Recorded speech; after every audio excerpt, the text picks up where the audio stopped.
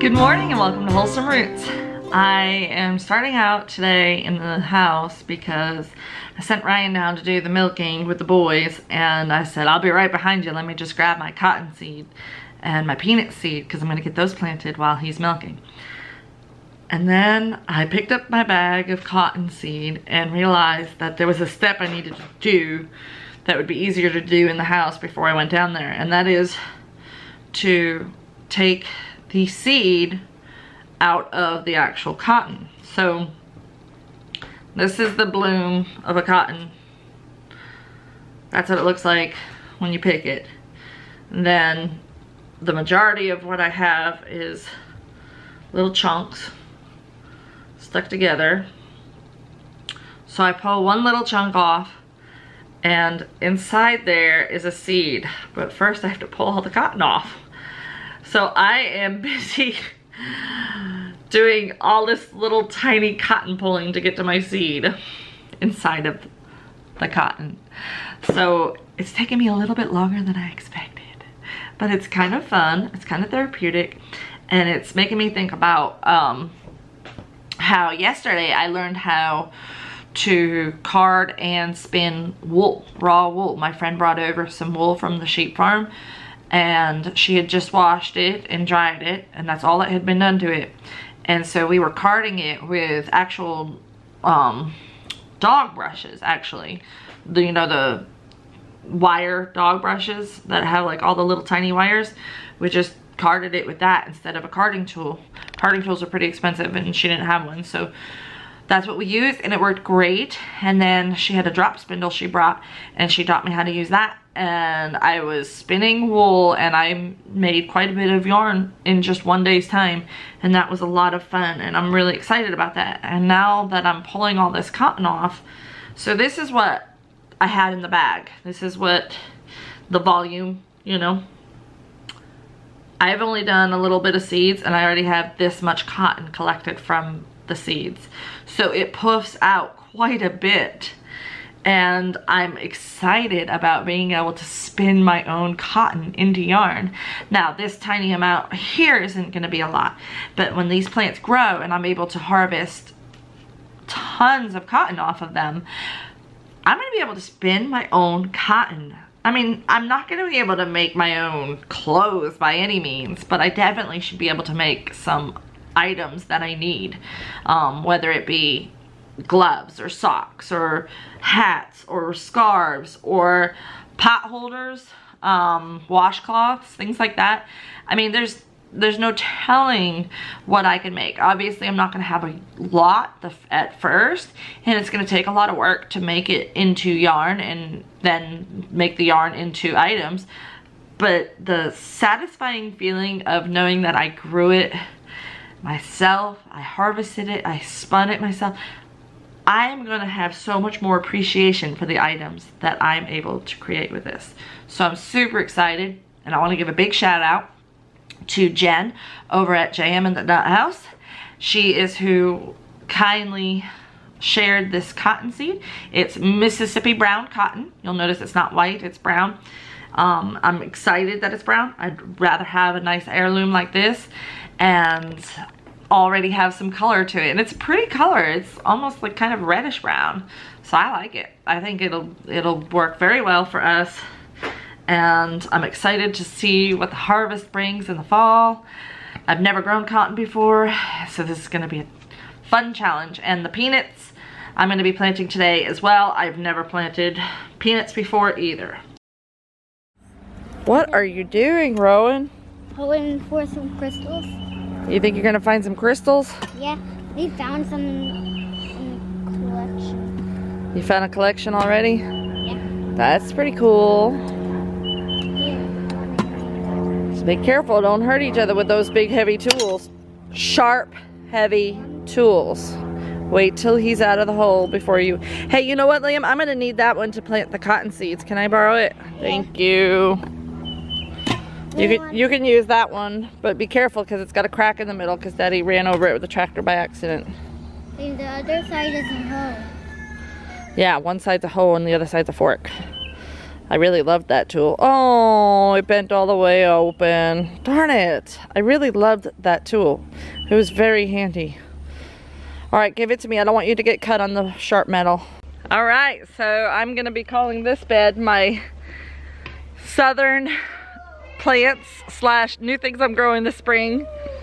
The sugarcane is the first thing that I got planted, and there are pepper plants in here. I've grown pepper plants before, but that's just because I needed to get them in the ground and that space was ready and available.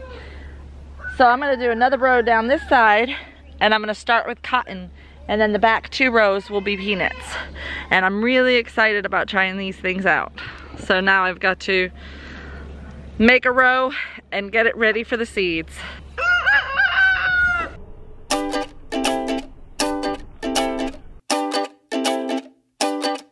First day of spring, and I just wanna sing to everything that's moving, every single little thing. To them birds flying free, fish in the sea, flowers and trees, every little bumblebee. I wanna sing, ooh, ah, oh. To the kids playing hoops, going loop-de-loop, the rainbow-colored bouncy balls and their ice cream scoops. Got my shoes in my hand and my feet in the sand.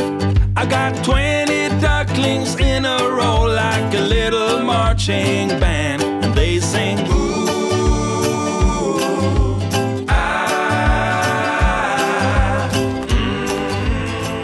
So one thing I really love about having an organic garden is the biodiversity. Did you see the size of those earthworms that were in our soil? There are 100 of them. Every hoe that I did had a handful of earthworms. Such healthy soil that's completely full of micronutrients and all kinds of life. Then I found a toad, which is also a sign of a very healthy ecosystem. Unfortunately, part of that biodiversity means pest. I don't know how well this video is going to pick it up, but if you look, you can count 1, 2, 3, 4, 5, 6, 7, 8, 9, 10, 11. All of those white butterflies are cabbage moth, or cabbage, the caterpillars that eat my cabbage. Exact names aren't important here. We just know that they're the little green worms that crawl all over our cabbage and eat them. And they're being completely overrun with caterpillars. But the good thing is there's a lot of beneficial insects that are coming in to eat those caterpillars as well. I see a lot of birds dive down and eat them.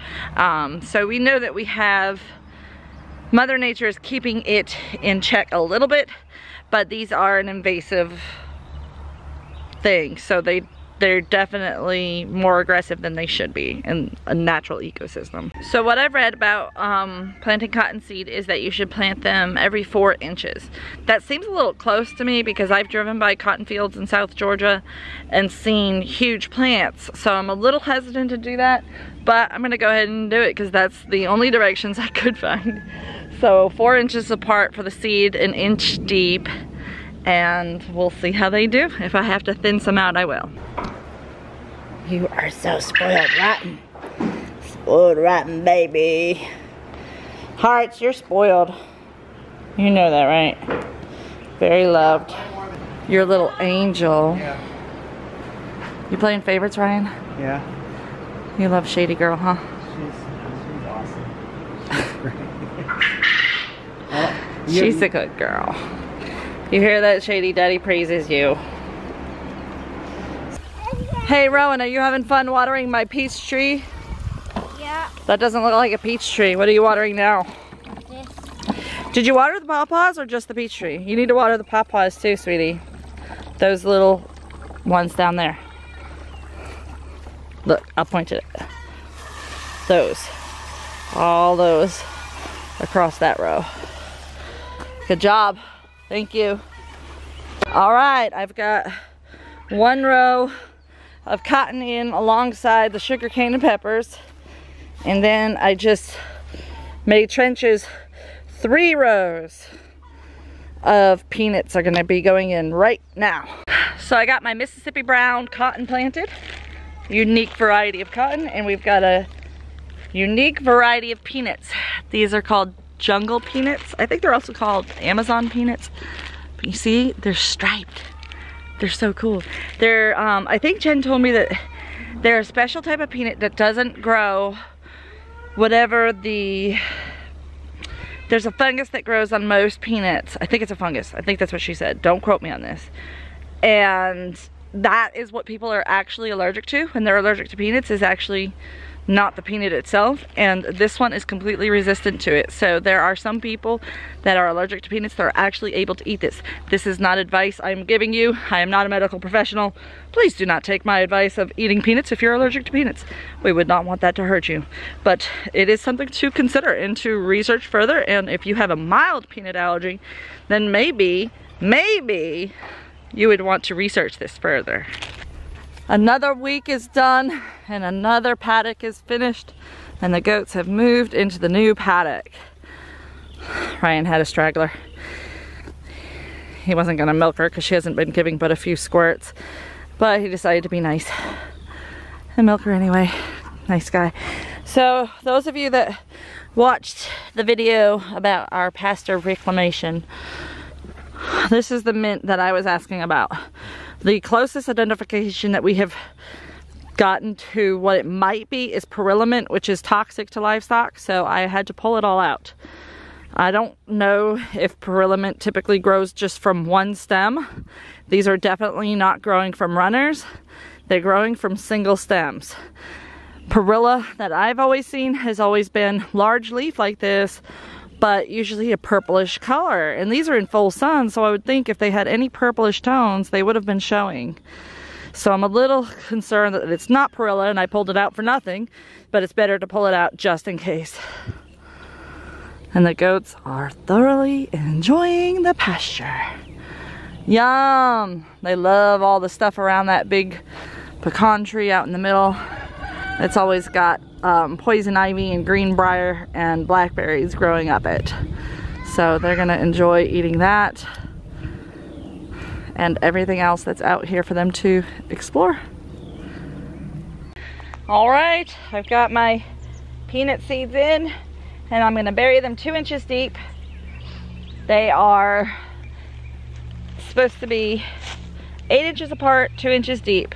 I'm doing them a little bit closer together than that because I'm not sure how well they germinate, and I can always thin them out if they get overcrowded.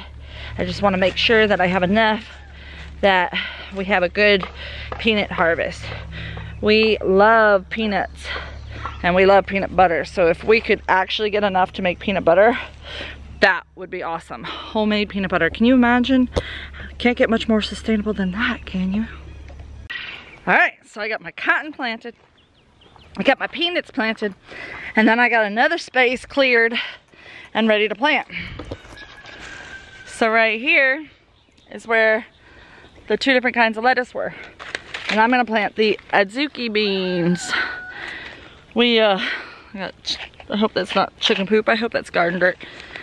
We just sold 4 of our chickens. We're reducing our flock to reduce our food costs overall. Eggs haven't been selling like they had in years prior, so we figured that was a good place for us to cut back on feed costs and save us a little bit of money. We still have plenty of chickens and plenty of eggs for our regular customers that come for on the farm sales.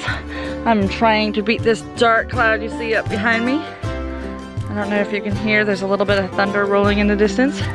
I'm gonna quickly get these bean seeds planted.